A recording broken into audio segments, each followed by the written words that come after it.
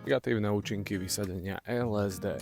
Začal som, ani neviem ako, neviem kedy, neviem prečo, ale pozorujem posledné dni, že som menej koncentrovaný, mám horší spánok, potom som cez deň viacej unavený. Ďalšie mám horšiu regeneráciu, horšie plánovanie, preto som dnes opäť začal dýchovou metódou Light, Slow and Deep. Poviem pravdu, že začiatok je ako keby som začínal od nuly.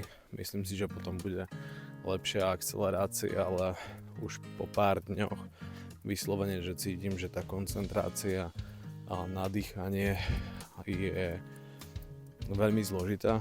Hlava ako keby mi ubiehala správa zľava niekde. Proste taká vnútorná nervozita. Ako súvisí to s ostatnými faktormi a zlepší sa to.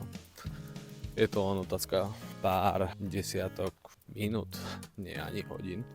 Vždy je to len o tom, ako sa do toho dostať a aj ten prvýkrát, ten pocit, keď sa to podarí dosiahnuť, tak to je niečo neuveriteľné, lebo zrazu ste kľudnejší, pokojnejší a proste celý svet je vnímaný úplne inak. Je to len malý cvik a veľké zmeny, ktoré môžete vďaka nemu v živote dosiahnuť. Ja som začal dnes tak, že som hneď po prebudení začal s týmto tréningom a musím povedať, že hlavne som sa musel sústrediť na hĺbku, aby to bolo dostatočne hlboké, lebo to mi pomáhalo odpútať sa od tých myšlienok a len sledovať myšlienky.